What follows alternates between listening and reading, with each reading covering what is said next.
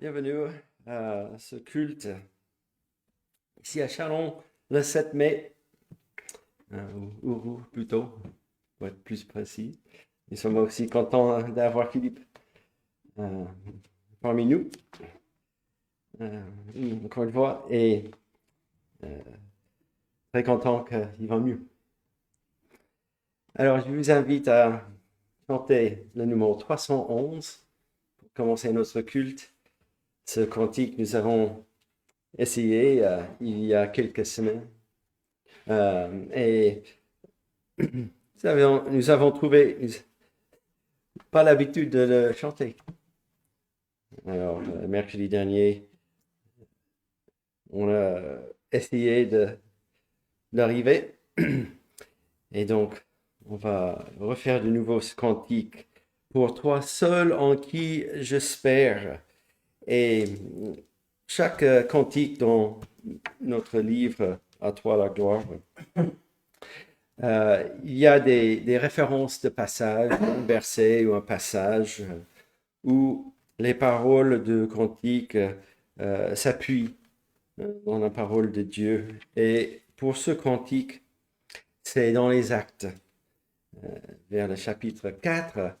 Et pour vous rappeler, c'était l'épisode où Pierre et Jean a guéri ce paralytique, cet homme boiteux qui était devant le temple et qui a fait avec cet miracle,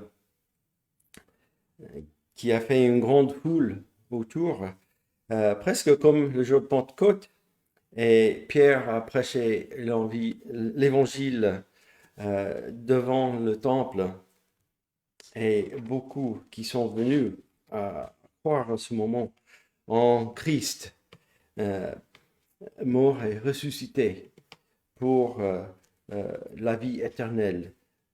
Et voilà, ça n'a pas plu aux religieux, les sadduciens, les principaux sacrificateurs qui les ont mis en prison et qui les font placer au milieu d'eux le lendemain.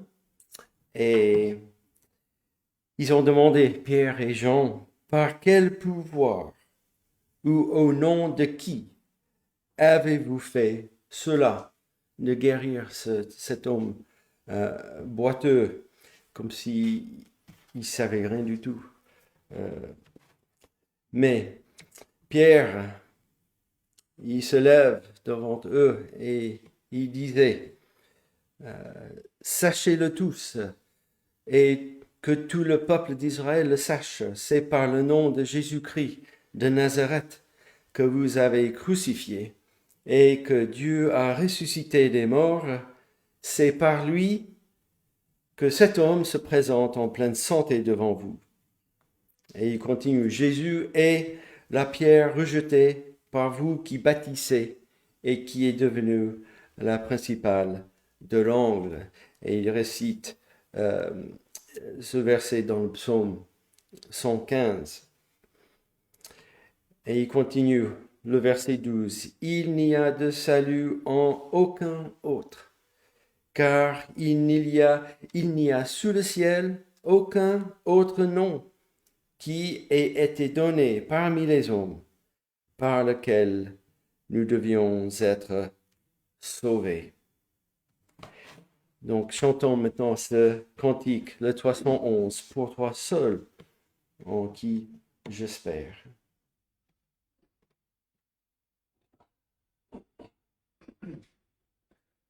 Pour toi seul en qui j'espère, pour toi seul d'un cœur joyeux, je fais monter de la terre mon cantique vers les cieux.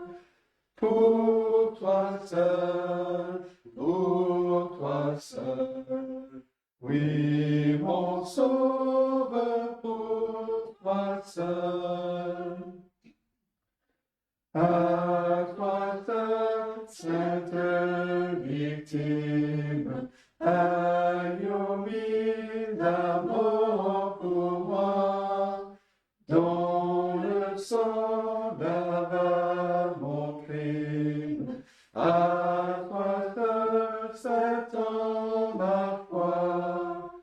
à toi seul, oui, mon sauveur, à toi seul. À toi seul dans la détresse, à toi seul j'aurai recours, à toi seul ma forteresse, le rocher de mon secours. À toi seul, oui, mon sauveur, à toi seul. Et courbons dans la prière. Oui, notre Dieu, nous te louons, nous te bénissons pour cette occasion que tu nous donnes d'être ensemble pour chanter tes louanges, pour chanter toi, ce Dieu majestueux, ce Dieu qui a créé toutes choses, ce Dieu qui règne sur toutes choses, ce Dieu de justice, de sa propre justice, celui qui est parfait, celui qui est saint, celui qui donne les commandements, celui qui a créé l'homme selon son image, celui qui a fait tout cela pour ta gloire, pour cet honneur et louange qui seulement toi est digne.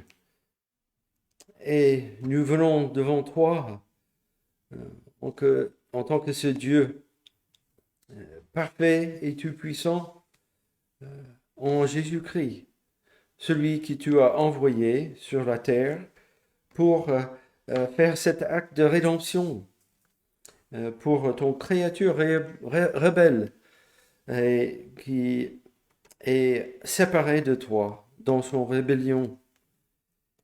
Et c'est seulement en Jésus-Christ que nous pouvons venir devant toi.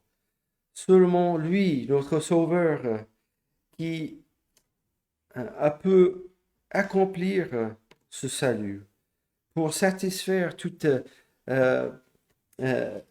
là ce que tu as exigé, cette obéissance parfaite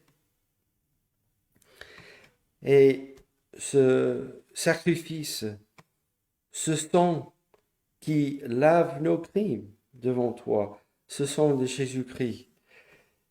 Notre Dieu, merci pour ce salut que tu nous donnes, parce que c'est une grâce que aucun de nous mérite et qui est impossible à mériter et à gagner. C'est offert et que seulement en ce que Christ a fait, que nous pouvons être sauvés. Tu es clair et net dans ta parole sur ce point. Et ce créature veut pas entendre cela. Souvent, si cet homme que tu as créé, qui cherche à combler sa vie avec toute autre chose que la vérité que tu nous donnes dans ta parole, il est clair que en Christ, nous avons cette rédemption et le rachat de nos péchés devant toi et par aucun autre moyen, comme Pierre a dit aussi. Donc, notre secours est dans ce que Christ a fait, et il est notre forteresse dans notre détresse, et il n'y a personne d'autre que nous pouvons nous confier pour cette paix et cette assurance dans nos vies où tout bascule, tout est bouleversé dans ce monde continuellement. Il y a un seul rocher, un seul salut en Jésus-Christ. Notre Dieu, nous te demandons que tu nous aides à regarder à toi, à être à l'écoute de ta parole pendant le culte ce matin, et que ta parole puisse pénétrer nos cœurs par nos oreilles, que ton esprit nous aide à être instruit, encouragé par ta parole, et que toute ton Église, non seulement ici, mais partout sur cette terre, dans ce pays, et bien au-delà, dans tous les pays de ce monde, que ta parole puisse aller toucher les âmes à salut en Jésus-Christ. Sois avec tous ceux qui vont entendre ta parole aujourd'hui et que tu, là où ils sont, s'ils ne te connaissent pas encore ou ils sont en marche avec toi, que tu les bénis par ta parole et par la prédication de ta parole. Nous demandons ces choses en Jésus-Christ. Amen. Nous allons chanter le numéro 349 pour continuer. 349. C'est un rempart que notre Dieu. Voilà comment ce cantique. Et c'est écrit par Martin Luther. Et d'ailleurs, nous chantons dans les cultes, peut-être un petit peu grâce à Martin Luther. Si vous connaissez l'histoire de l'Église et de la Réformation,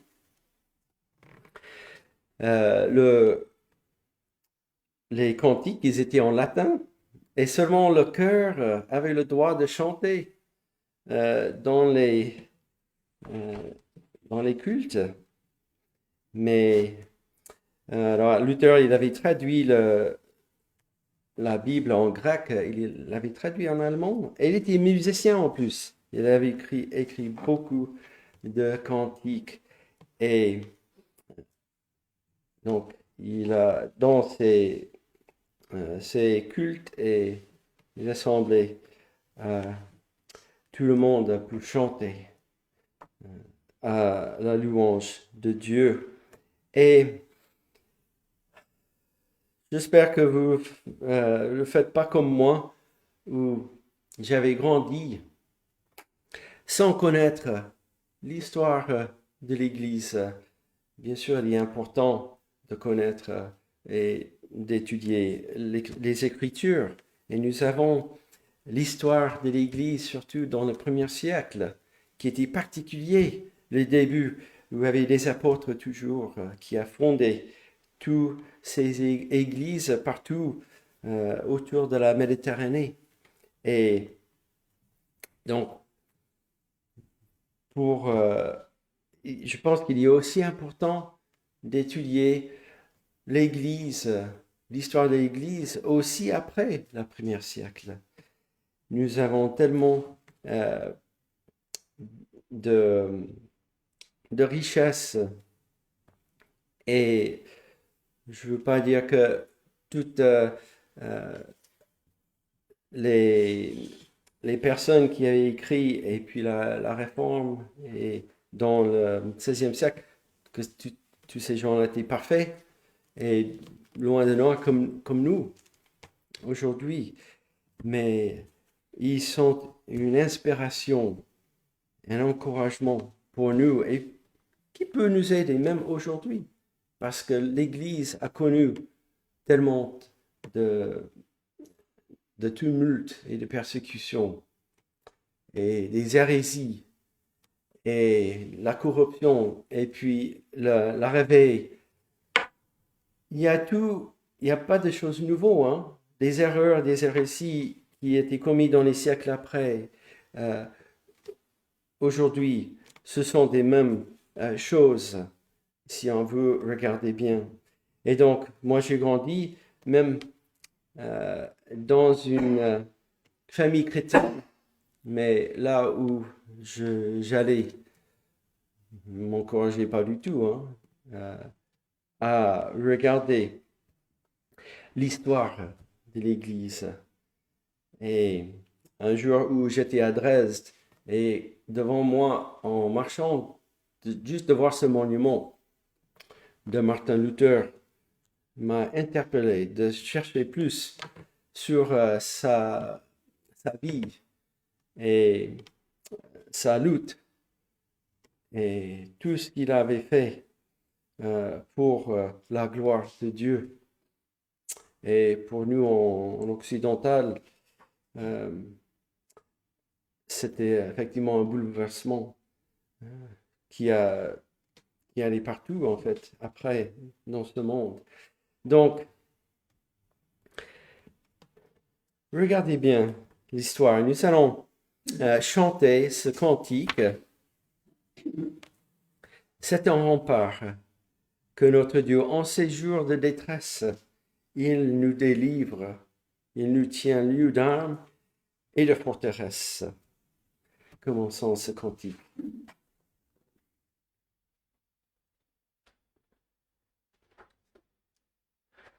C'est un rempart que notre Dieu, dans ces jours de détresse, il nous délivre, il nous tient lieu d'armes et de forteresse.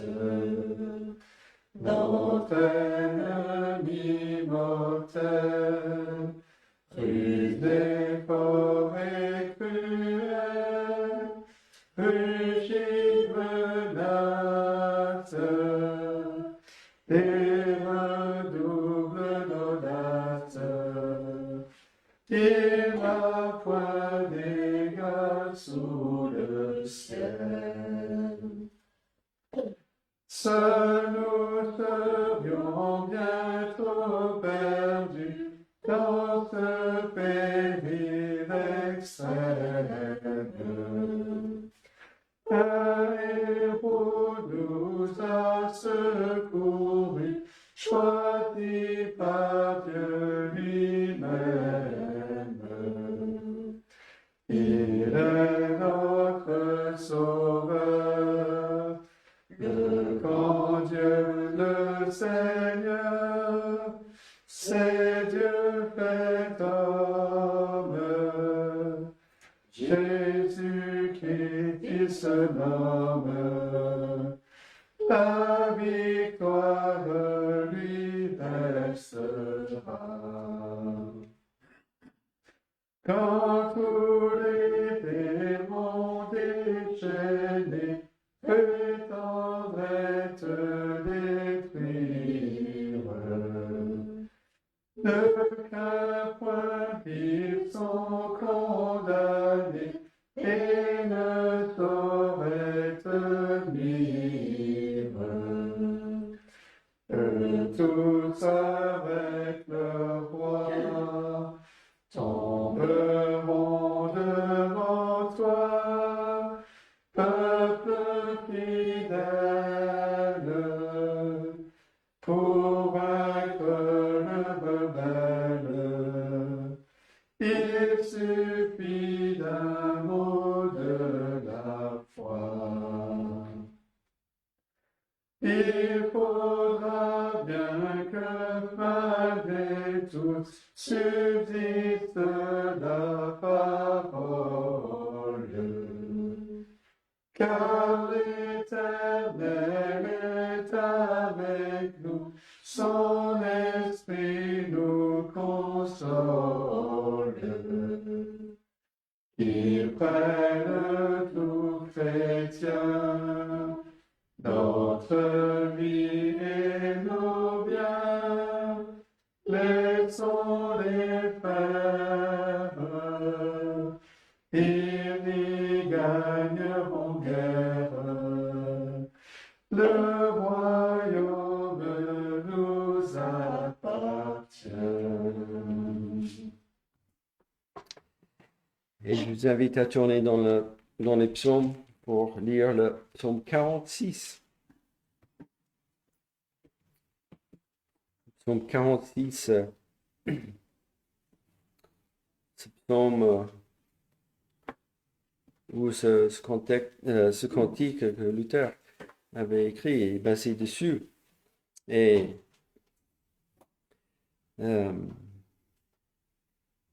donc, relisez son histoire pour comprendre peut-être pourquoi il avait écrit ce cantique. Donc, psaume 46. Le psaume au chef des chantres des fils de Corée, sur Alamoth. Dieu est pour nous un refuge et un appui, un secours qui ne manque jamais dans la détresse. C'est pourquoi nous sommes sans crainte quand la terre est bouleversée et que les montagnes chancellent au cœur des mers, quand les flots de la mer mugissent, écument, se soulèvent jusqu'à faire trembler les montagnes. Il est un fleuve dont les courants réjouissent la cité de Dieu, le sanctuaire des demeures du Très-Haut. Dieu est au milieu d'elle. Elle n'est point ébranlée. Dieu la secourt dès l'aube du matin. Des nations s'agitent, des royaumes s'ébranlent.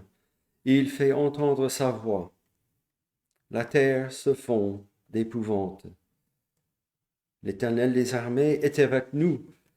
Le Dieu de Jacob est pour nous une haute retraite. Venez, contemplez les œuvres de l'Éternel, les ravages qu'il a opérés sur la terre. C'est lui qui a fait cesser les combats jusqu'au bout de la terre. Il a brisé l'arc et il a rompu la lance. Il a consumé par le feu les chars de guerre. Arrêtez et sachez que je suis Dieu. Je domine sur les nations, je domine sur la terre. L'Éternel des armées est avec nous. Le Dieu de Jacob est pour nous une haute retraite.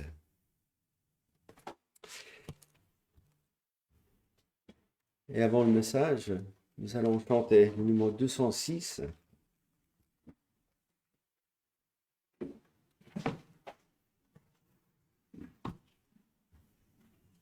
206. Enseigne-moi, Seigneur. Garde mon faible cœur, enseigne-moi. Que dans un chemin droit, je marche par la foi, les yeux fixés sur toi. Enseigne-moi.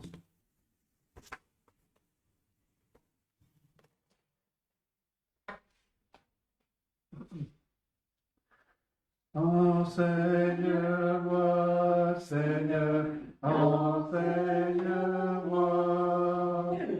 Garde mon faible cœur, enseigne-moi.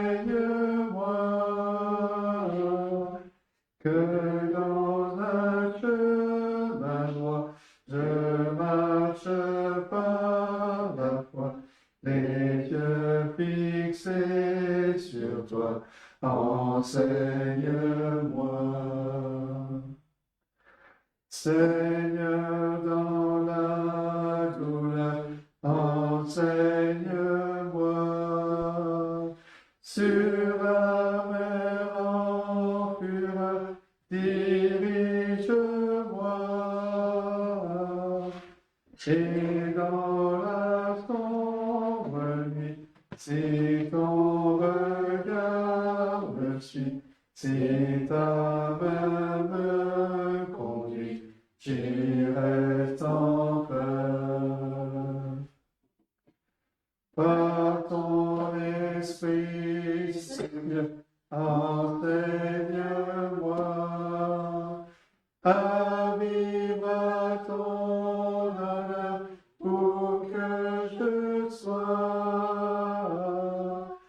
jusqu'au bout du chemin, que je reste en ta main. Sois mon constant soutien, enseigne-moi.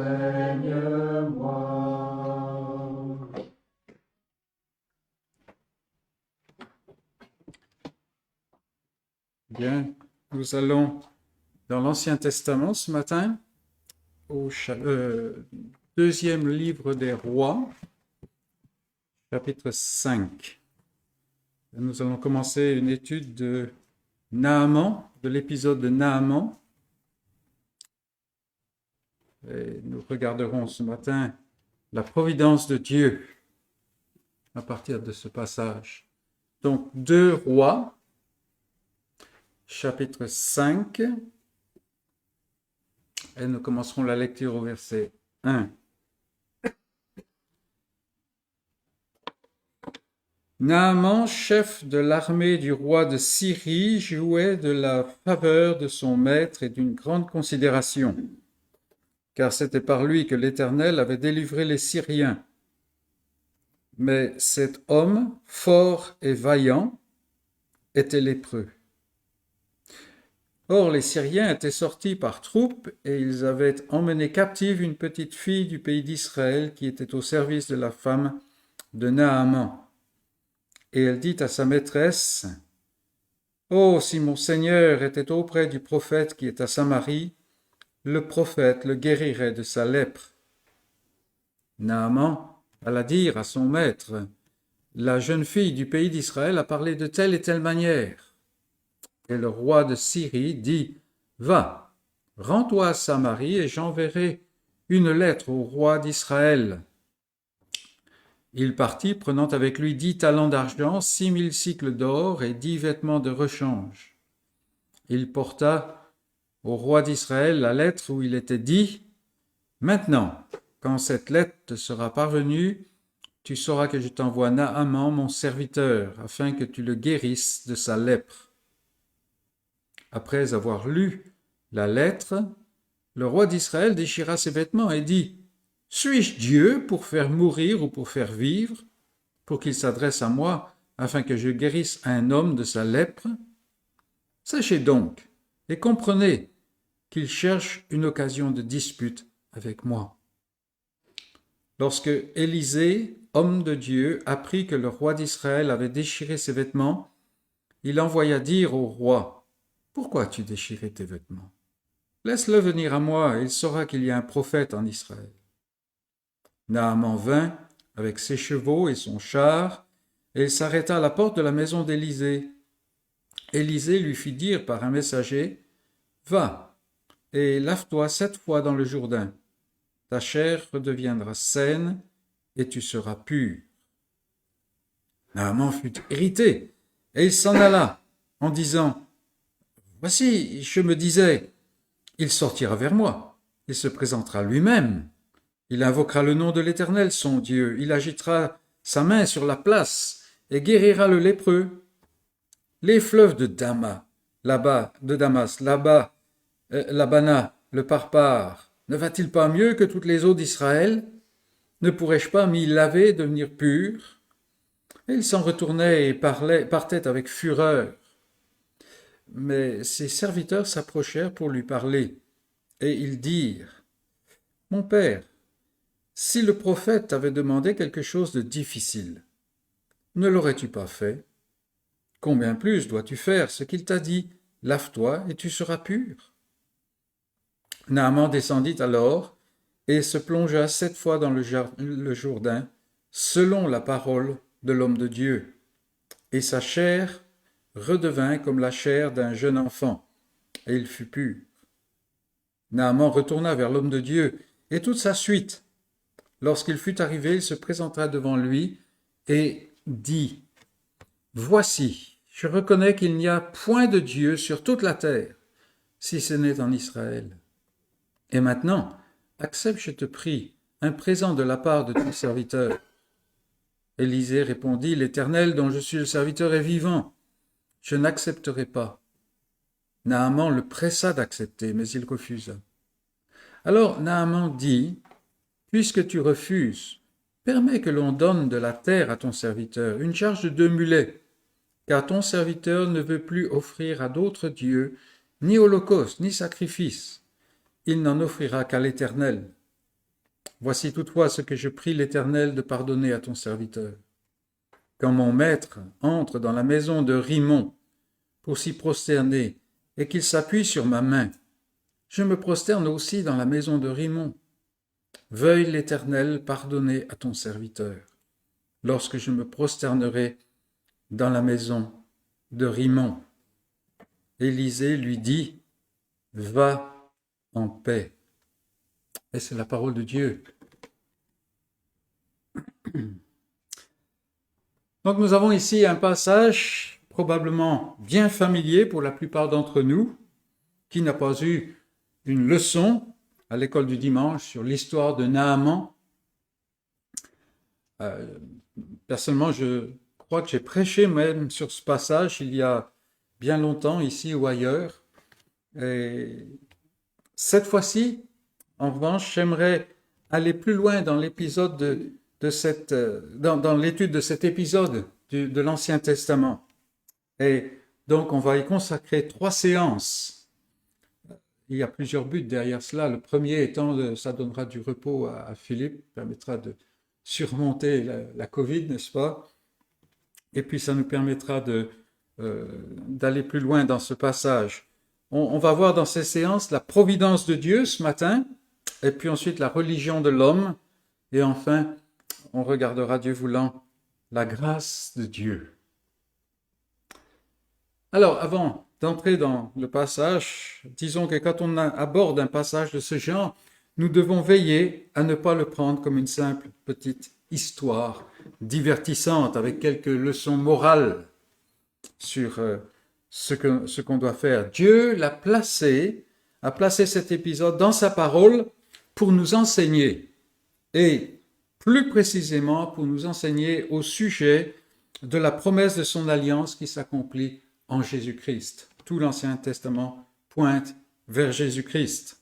Et c'est pourquoi il nous faudra sans cesse rechercher le filigrane, l'image cachée qui donne la valeur à l'histoire. Alors il y a des tas de détails au sujet de cet épisode qu'il nous est tout simplement impossible de connaître ou de comprendre.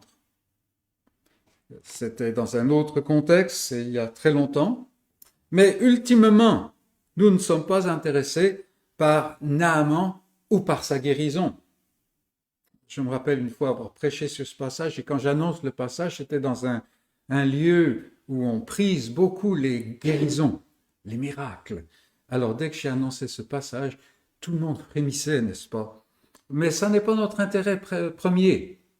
Nous sommes intéressés que Naaman a été guéri, mais celui qui est le point focal de notre épisode ici, c'est celui que Naaman a rencontré, celui qui est en lui-même la guérison, avec des majuscules. Parce que si tout ce que je retire de l'histoire de Naaman, c'est une familiarité avec les éléments de cette histoire, si j'ai été simplement diverti, alors j'ai bien perdu mon temps. Non, je veux voir la gloire de la grâce de Dieu resplendir sur la face de Jésus-Christ. Et l'ayant vu, je veux être rempli d'admiration au point d'être poussé à l'adoration du grand Dieu de grâce. C'est cela que je veux retirer de mon passage. Je ne veux pas me contenter de voir Naaman transformé. Je veux, moi aussi, être changé en l'image de Christ, allant de gloire en gloire, jusqu'au jour où je serai assis à la table du banquet des noces de l'agneau, dans sa présence, dans la présence du Père. Donc voilà ce que nous voulons rechercher. Et bien sûr, le prédicateur ne peut qu'effleurer la chose. C'est l'Esprit de Dieu qui peut vraiment toucher nos cœurs. Un premier point, histoire de brosser le contexte de l'histoire, le contexte de cet épisode. Nous sommes dans le royaume du Nord, qu'on appelle Israël, Éphraïm ou Samarie.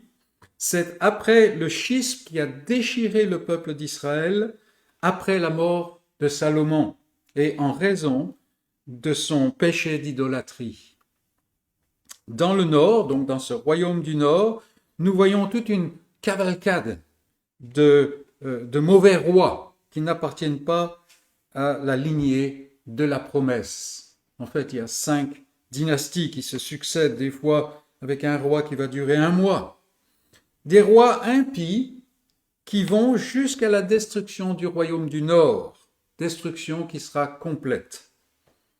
Mais il existe encore dans ce royaume du Nord de vrais croyants, et Dieu leur suscite des prophètes. Élisée ici. Nous sommes donc au temps d'Élisée, le successeur d'Élie. On connaît bien Élie, n'est-ce pas? C'est le géant.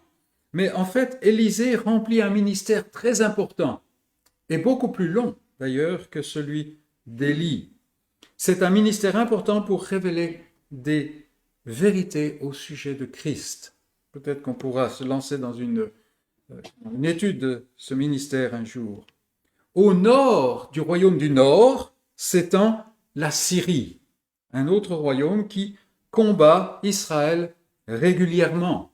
D'ailleurs, au début de notre passage, il est fait mention d'un raid syrien qui a dévasté une partie du nord d'Israël.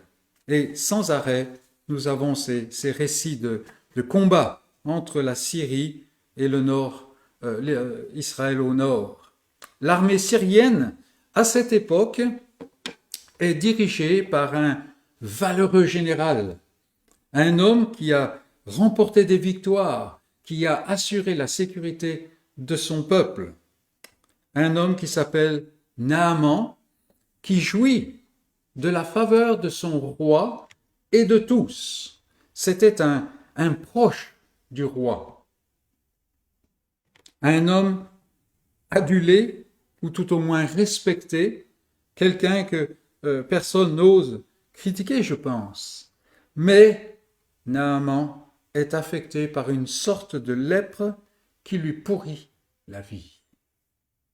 C'est pourquoi une petite Israélite qui est au service de sa maisonnée lui indique qu'il y a en Israël un serviteur de l'Éternel qui est capable de le guérir. Et bien entendu, la petite fille s'appuie sur des miracles que Élisée a déjà accomplis et qui manifestent son autorité qui vient de Dieu, bien sûr. Ce n'est pas Élisée qui guérit. Naaman donc se rend en Samarie et finalement il reçoit le message d'Élisée. Élisée lui dit ce qu'il faut faire.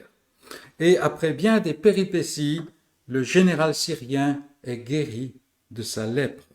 Et en plus, et surtout, il est transformé par la grâce de Dieu, il devient adorateur du seul vrai Dieu. Voilà donc les grands traits de notre histoire, et ce matin, j'aimerais relever comment nous voyons la providence de Dieu et ce qu'est cette providence. Alors, parler de providence peut être un exercice stérile qui consiste à parler de ce qu'on ne comprend pas. Et la providence va bien au-delà de ce qu'on peut saisir. Le dictionnaire donne cette définition, et j'étais très intéressé de la relever. La providence est le sage gouvernement de Dieu sur sa création. Ce n'est pas un dictionnaire biblique que j'ai consulté. Le croyant peut ajouter que ce gouvernement sage de Dieu s'exerce pour un but ultime, dont Dieu est l'auteur, pour accomplir ce que Dieu veut. Et donc nous allons relever 3 aspects de ce vaste sujet, des aspects qui ressortent de notre passage. Et bien entendu, ça va susciter, je suis persuadé, parce que ça le fait pour moi, des tas d'interrogations. Et on ne peut pas couvrir tout cela, il faudrait beaucoup plus de messages. Donc peut-être ça pourra alimenter nos mercredis soirs avec des tas de questions, je vous fais confiance là-dessus. Premier point, dans cette étude de la providence de Dieu. La providence de Dieu n'est pas toujours ce qu'on pense. La providence de Dieu n'est pas toujours ce qu'on pense. Les hommes du monde ne parlent plus de providence aujourd'hui. Comme ils ont évacué l'idée de Dieu, il leur faut se rabattre sur le hasard, la chance. On dira, par un heureux hasard, certaines choses se sont produites. Mais pour ce qui concerne ceux qui affirment être croyants, il faut cependant veiller. Les choses ne sont pas toujours noir et blanc. En effet, il est commun de parler de providence de Dieu, en termes qui sont centrés sur l'homme. J'ai été béni de Dieu, par exemple. On l'entend. Et cela veut souvent dire que les choses se sont déroulées à mon avantage. Mon bien-être est assuré. Très souvent, le moi est le centre de référence dans notre façon de penser à la providence. Et la providence devient une sorte de hasard sanctifié. Dieu m'a bien servi. Et en note sous-jacente, la pensée inconsciente est « c'est un bon Dieu ». S'il ne m'avait pas si bien servi, mon attitude serait différente. Quand est-ce que vous avez entendu un croyant parler de la providence de Dieu dans le fait d'être atteint d'une maladie grave? C'est pourtant la providence de Dieu, n'est-ce pas? Ou alors Dieu n'est pas souverain. Si la mère de celui qui deviendra plus tard un horrible criminel avait fait une fausse couche, tous les gens autour auraient pensé que c'était une terrible tragédie. Mais dans le cours de l'histoire, pour les futures victimes, ça aurait été vraiment une bénédiction. Donc, il y a une manière de regarder la providence de Dieu qui n'est pas bonne, qui est centrée sur l'homme, sur le moi. Et tout cela pour dire que nous devons veiller à ne pas parler ou à penser à la providence en termes qui sont centrés sur l'homme. On est tellement enclin à faire cela. Dieu a créé l'homme et non pas l'inverse. La providence est donc étroitement liée à la souveraineté de Dieu. Comme il est absolument souverain, tout obéit à sa volonté et tout obéit à son dessein. Et ce n'est que dans ce cadre que l'apôtre Paul peut dire dans sa lettre aux Romains, « Toute chose concourt au bien ». Ce n'est que dans ce cadre-là. Dieu est souverain, donc. Et en conséquence, la providence se rapporte à sa volonté. Une volonté qui est souveraine, qui fait ce qu'il a décidé. Mais on peut aller plus loin. Parce que Dieu est le Dieu de grâce. Il n'est pas n'importe quel Dieu. Il ne fait rien au hasard. Souvent, on amène le hasard, on élève le hasard au niveau de divinité, n'est-ce pas? Non, Dieu ne fait rien au hasard. Tout est lié à son dessein, à ce qu'il a décidé de faire. Et tout est lié à sa nature, à qui il est. Il y a des gens qui ont des problèmes parce qu'ils disent, mais si Dieu est souverain, il peut faire il n'y a rien qu'il ne peut pas faire. Non, il y a des choses qu'il ne peut pas faire parce que ça serait contre sa nature, qui il est. Donc tout est lié à ce dessein, à sa nature. C'est lui qui a conçu le grand dessein de rédemption. Et il l'a fait parce qu'il l'a voulu. Et tout contribue à l'accomplissement de ce grand dessein de rédemption, d'avoir un peuple racheté. C'est pour cela que Paul peut continuer en disant « Toute chose concourt au bien de ceux qui aiment Dieu ». Et nous savons bien sûr que ceux qui aiment Dieu l'aiment parce que Dieu les a aimés en premier. Mais même là, il est possible de concevoir le dessein de Dieu en termes centrés sur l'homme. Et ainsi, le grand but de toute chose, c'est que je sois sauvé. c'est qu'il y a une Église.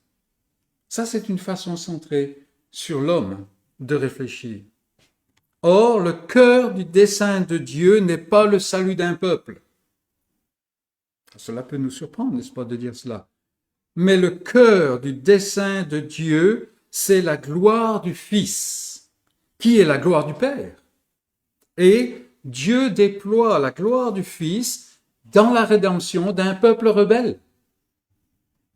Il aurait pu la manifester de n'importe quelle manière, il est souverain. Mais il a décidé de le faire de cette manière, et c'est ce qu'il révèle dans sa parole. Et c'est ainsi, et ainsi seulement, qu'on peut expliquer la providence de Dieu quand elle est mauvaise, entre guillemets, quand elle est brutale, quand elle est pénible. Pourquoi est-ce que Dieu fait cela? On n'a pas d'autre réponse. Et si on est centré sur l'homme, les réponses qu'on peut avoir sont des réponses qui sont proches de l'incrédulité et de la rébellion. Je souffre, mais d'une manière mystérieuse, cela sert à la gloire du Fils. C'est quelque chose qu'il faut poser comme axiome, comme chose donnée. Ultimement, la providence de Dieu vise la venue du Fils. Tout l'Ancien Testament mène à cette venue du Fils pour accomplir le salut qui est sa gloire. N'est-ce pas, quand Jésus commence à prier son Père, chapitre 17 de Jean, Père, glorifie ton Fils. Et il va le mettre en croix. Donc, pour accomplir le salut qui est sa gloire, et puis, la providence de Dieu vise le retour de ce Fils, quand tous ses ennemis, jusqu'au dernier qui est la mort, seront placés sous ses pieds. Voilà ce que Dieu vise. Et tout est asservi, assujetti à ce dessein. Ici, dans tout ce qui arrive à Naaman, nous voyons ce qui manifeste que Dieu est souverain et qu'il est le Dieu de l'élection, celui qui choisit qui il veut. C'est pourquoi, quand Jésus veut montrer que Dieu règne et qu'il fait ce qu'il veut, il dit, il y avait beaucoup de lépreux en Israël à cette époque. En Israël, c'est-à-dire ceux qui avaient un avantage, n'est-ce pas, selon les Juifs auxquels Jésus parlait, les favoris. Mais Naaman le Syrien seul fut guéri. Vous voyez comment la guérison de Naaman manifeste la gloire de Dieu. Un Dieu qui n'est pas humain, si je puis dire. C'est la seule manière d'expliquer la providence de Dieu, c'est-à-dire ce qui se passe d'une manière vraie, surtout quand cette providence est pénible et terrible, parce qu'elle peut l'être, n'est-ce pas? Les raids de l'armée syrienne en Israël, étaient-ils une bonne chose? Et ce n'était pas du pique-nique, ce n'était pas le Club Med, n'est-ce pas? Ils allaient pour détruire. Est-ce que c'était une bonne chose? La mère de la petite Israélite qui avait été emmenée esclave, est-ce que chaque matin, elle se levait et remerciait le Seigneur pour sa bonne providence?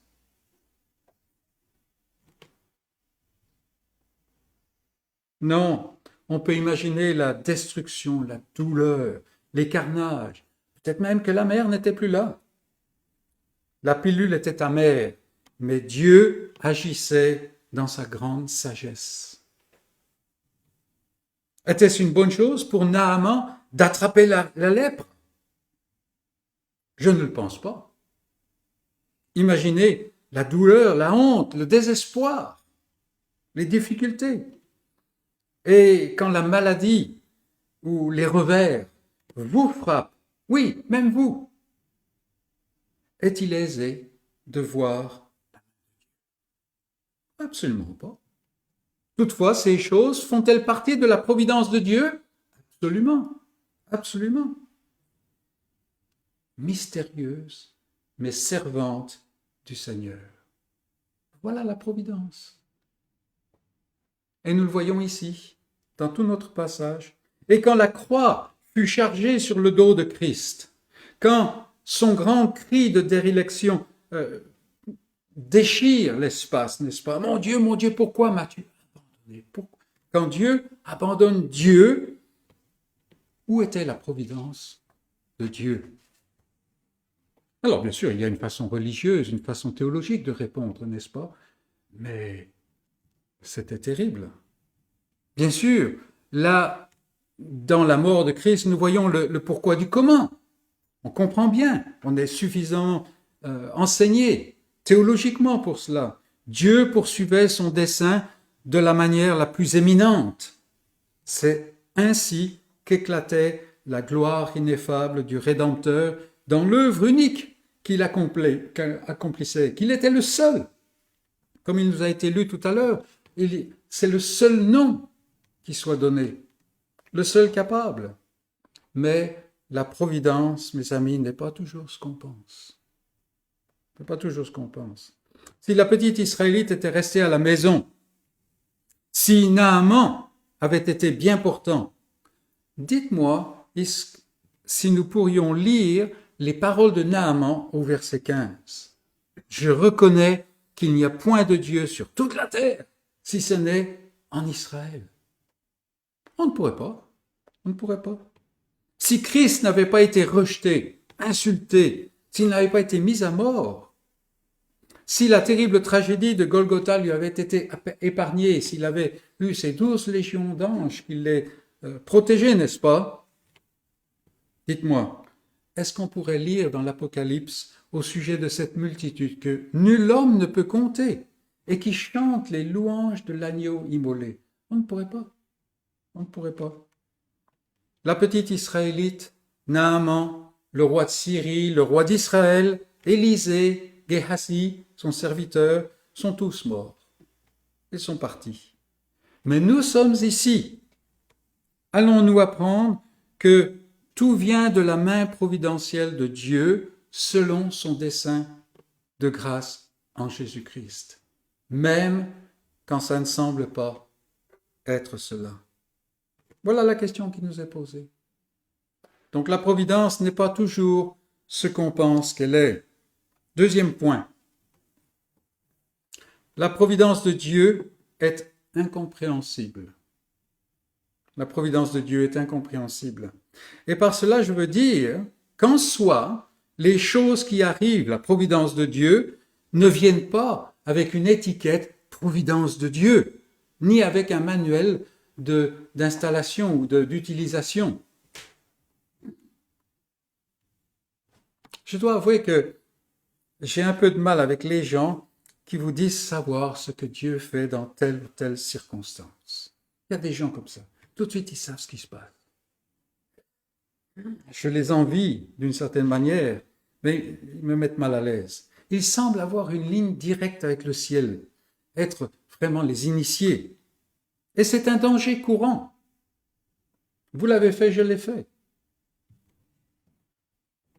Par exemple, ici, dans notre histoire, nous connaissons la fin de l'histoire de Naaman avant d'en commencer la lecture.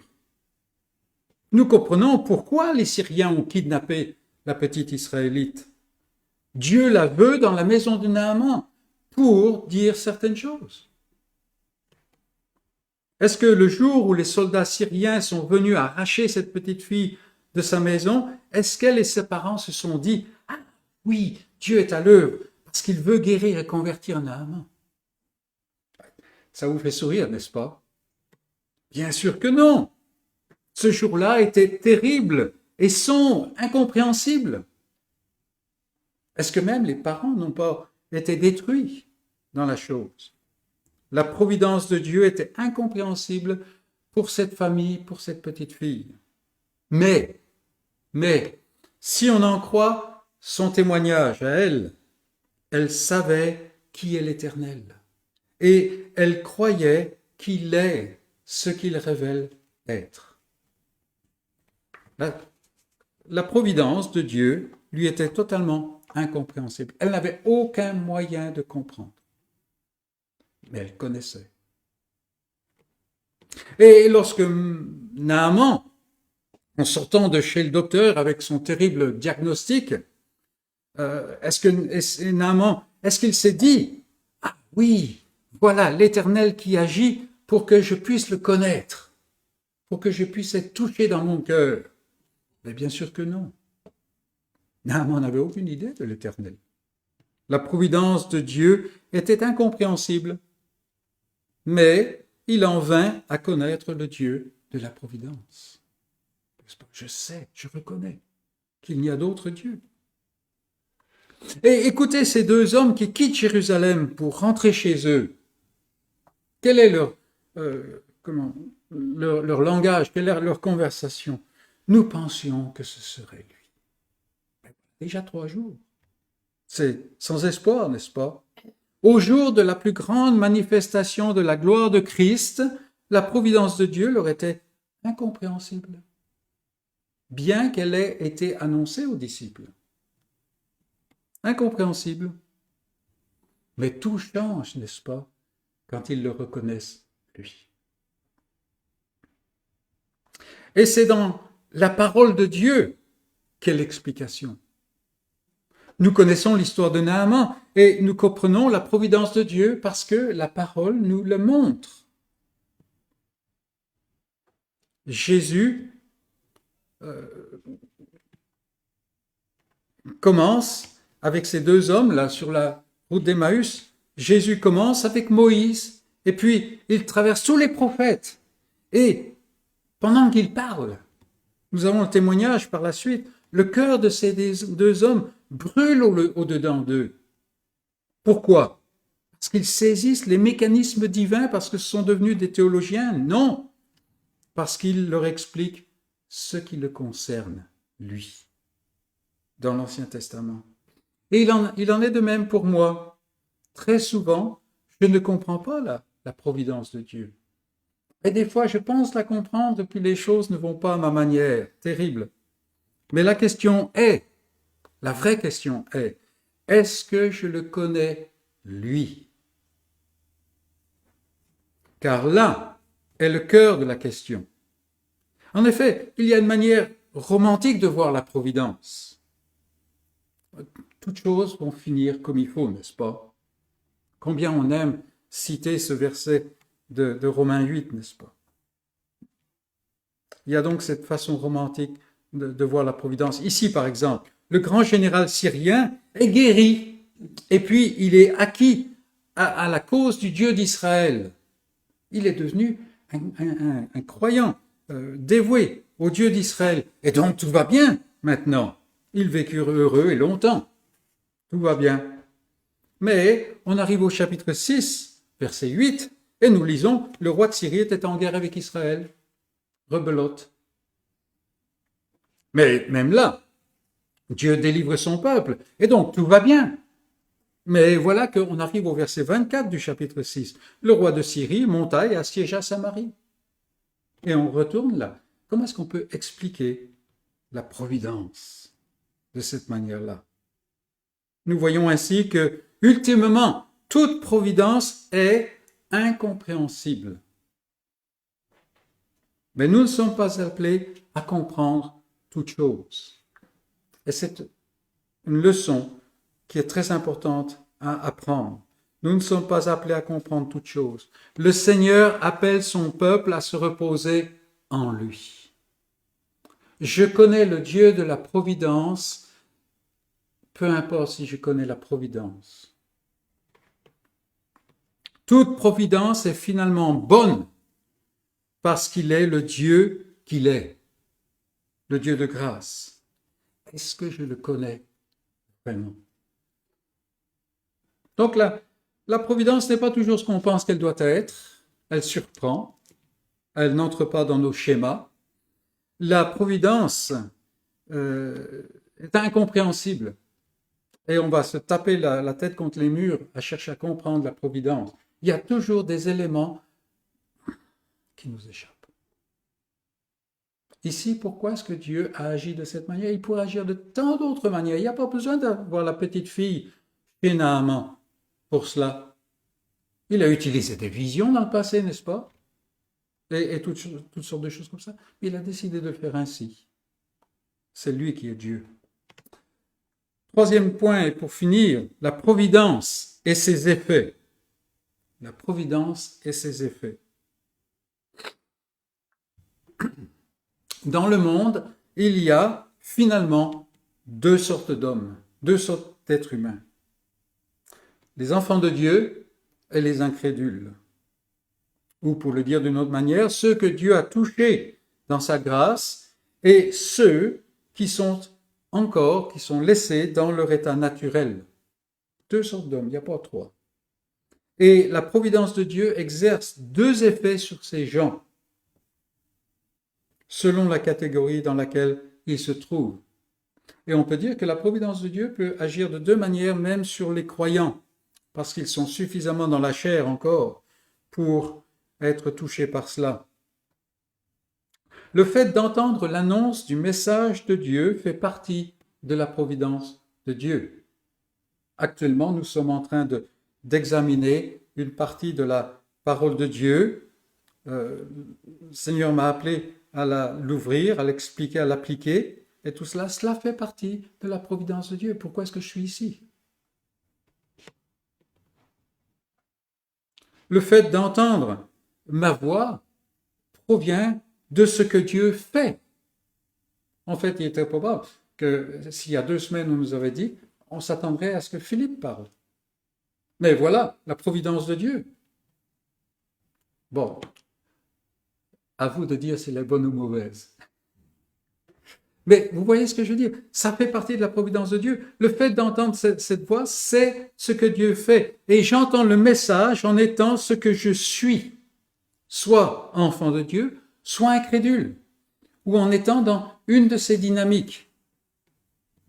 Quel est l'effet de la providence de Dieu sur l'enfant de Dieu? Voilà la question. Rappelons-nous que la providence peut être pénible, douloureuse, brutale, et qu'elle est toujours incompréhensible. Quel est son effet sur le croyant? Nous le voyons chez la petite Israélite. Est-ce qu'elle abrite en son cœur une grande colère contre Dieu, ce Dieu qui a permis que tout cela lui arrive et que maintenant elle soit privée de ses parents, qu'elle soit esclave, probablement debout, bien avant ses maîtres et pas couchée avant longtemps? Est-ce qu'elle abrite de la colère contre Dieu? Comme c'est courant, n'est-ce pas? Est-elle, il est vrai qu'elle est captive, esclave, mais libre ou esclave, elle sait qui est l'Éternel. C'est pourquoi elle parle. C'est pourquoi elle sert Dieu. C'est pourquoi elle témoigne de Dieu, c'est pourquoi elle adore Dieu. La terrible providence de Dieu a changé ses circonstances, mais elle n'a pas changé son cœur. Elle adore Dieu en témoignant de qui il est, un Dieu qui est capable de guérir même ceux du dehors d'Israël. Alors attention, ne regardons pas ça comme simplement un roman. Cette petite fille est dans une situation terrible, même si la maisonnée de Naaman est probablement la meilleure qui était en Syrie. Ça, c'est encore autre chose. Mais c'est terrible. Elle doit beaucoup pleurer. Son cœur doit souffrir, effectivement. Mais elle sait qui est l'Éternel. Et à cause de cela, elle sert l'Éternel, elle rend témoignage, elle adore. Quel est l'effet de la providence de Dieu sur l'incrédule? Nous le voyons chez Naaman. Nous le voyons chez Naaman. La parole de Dieu vient à lui. Le prophète lui dit, « Fais cela et tu seras pur. Va te plonger et tu seras pur. » Quel est le résultat? Naaman est irrité. Et il repart. Il laisse de côté, il tourne le dos à la parole de Dieu, irrité. Qui est ce Dieu qui ose traiter ce grand général de cette manière? Mes amis, il y a beaucoup d'incrédulité dans l'Église. Beaucoup de réactions à la Naaman. Même quand on n'ose pas lever le poing contre Dieu, on vacille en se demandant s'il est vraiment le Dieu de grâce qu'on pense qu'il était. Où est le changement? Où est le changement? Comment est-ce que Naaman, grandement irrité, devient celui qui va se plonger dans le Jourdain? Pour lui, c'est quand le message de Dieu que lui a donné le prophète est expliqué. C'est intéressant que la parole d'Élisée n'a produit que l'irritation. Mais quand elle est expliquée, là vient le changement.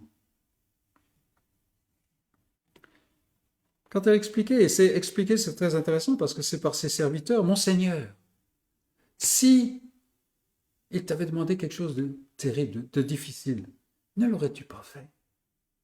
Vous voyez comment c'est expliqué, appliqué, là? Et par son esprit, Dieu arrête ce général irrité et lépreux, et il lui ouvre les oreilles. Il lui donne la foi d'obéir à ce que Dieu a dit.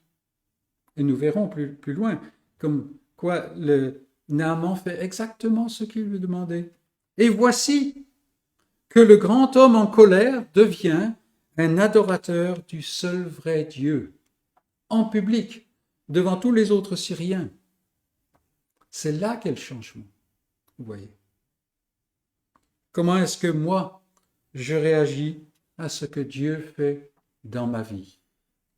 Oh, il y a des réactions épidermiques, oui, on est des êtres humains, n'est-ce pas? Mais je parle profondément. Nous avons le témoignage de Job. Job a été complètement déstabilisé, n'est-ce pas? Par toute sa douleur, son incompréhension et tout cela. Mais quand même, il y a ces convictions. Mais je sais que mon Rédempteur vit. Malgré tout, comment est-ce que je réagis à ce que Dieu fait dans ma vie? Telle est la question que la providence de Dieu pose à chacun de nous. Et que le Seigneur nous fasse la grâce de voir le Dieu souverain à l'œuvre en toutes choses. Amen.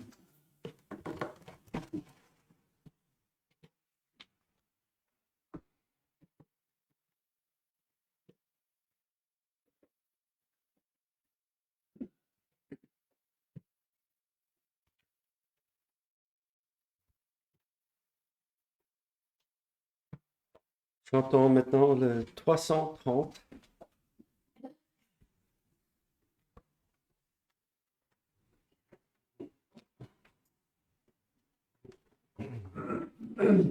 Numéro 330. Christ nous précédant, marchons en avant. Sur le chemin de la vie, sa voix sainte nous convie à la suivre enfin au séjour divin.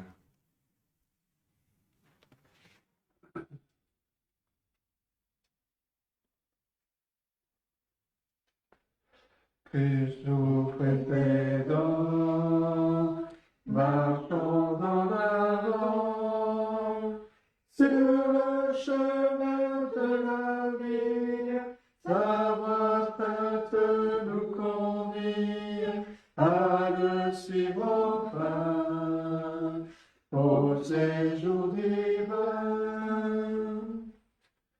Luttes et labeurs, périls nous douleurs, pourront traverser ma route, mais je veux, quoi qu'il en coûte, porter fermez-nous ton divin drapeau. Le bonheur s'enfuit, le deuil me poursuit. Il me faut souffrir moi-même ou pleurer pour ce que j'aime, mais j'ai dans mon cœur un consolateur. Fort de ton secours, j'avance toujours. Soutiens mon faible courage, achève en moi ton ouvrage, et que par la foi, je sois tout à toi. Et nous allons terminer notre culte par ce passage dans 1 Pierre.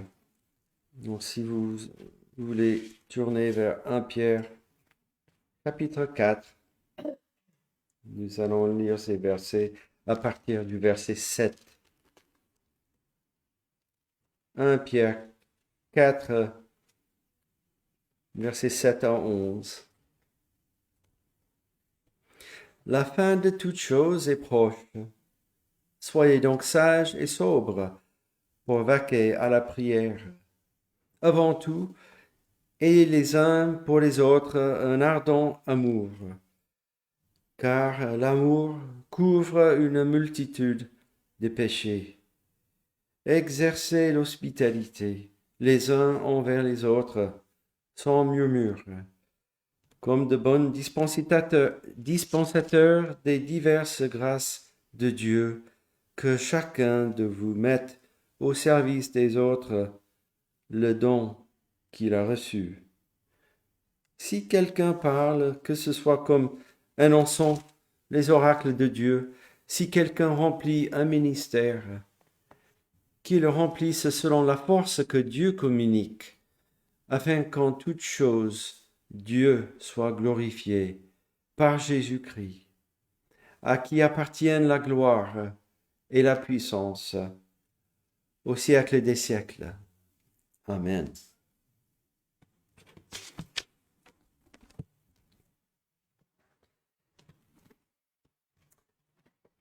Bon dimanche, pour ceux qui nous écoutent de loin, la semaine prochaine.